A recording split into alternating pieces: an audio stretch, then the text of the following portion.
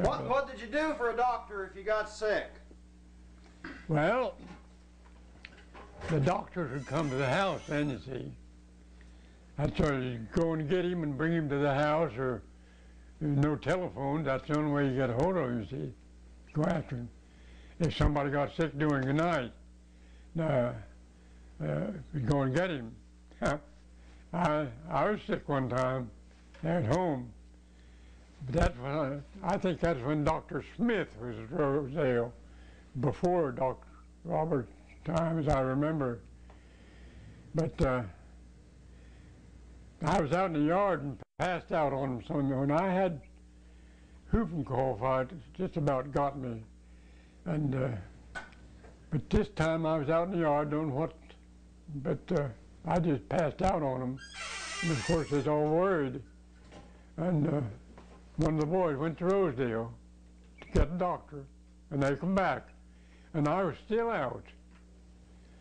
But they got me out of it somewhere, I reckon, so I'm here.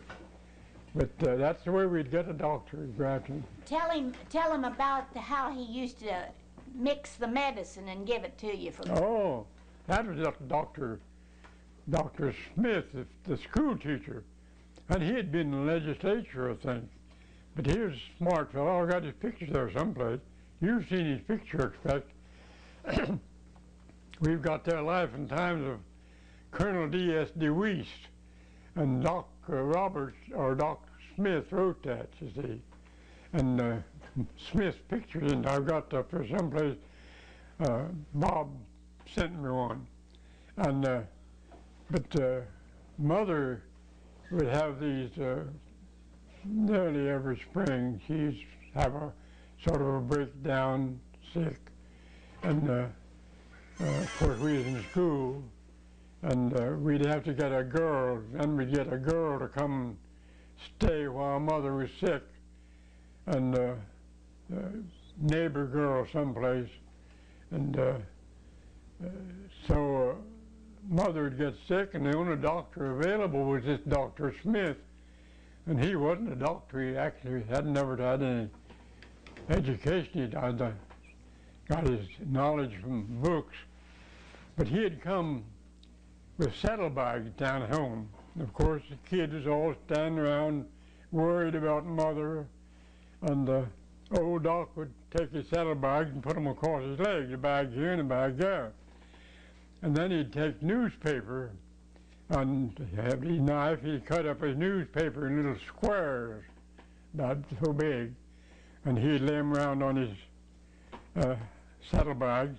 And then he'd reach over here and get a bottle and bring it up here, and take a little on the point of his knife and put a little bit on every one of them.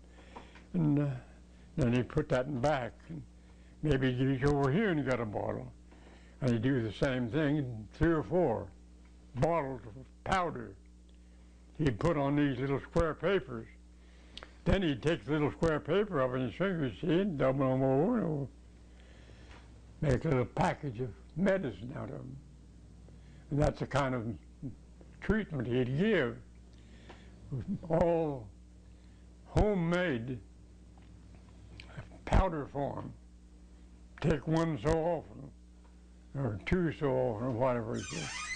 But that's the way we watched the doctor issue his medicine. He'd get them out of he'd have them little bottles in his peel bag, maybe out of one another. Then he'd take his penknife, and I suppose he knew how much he wanted to get. He'd put on a little bit, and then he'd get another, and put a little more on it.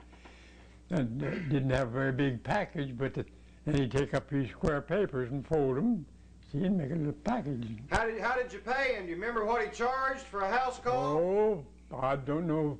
Probably his time we never paid him anything. He was teacher and had been to our house. We knew him well. And but if he, it's my opinion. I don't remember, but it's my opinion that he'd say, "Well, $1, give me $1, $1.50." Maybe, and maybe he'd do it for nothing, because he was a big-hearted fellow, his own worst enemy. He finally drank himself to death, I guess.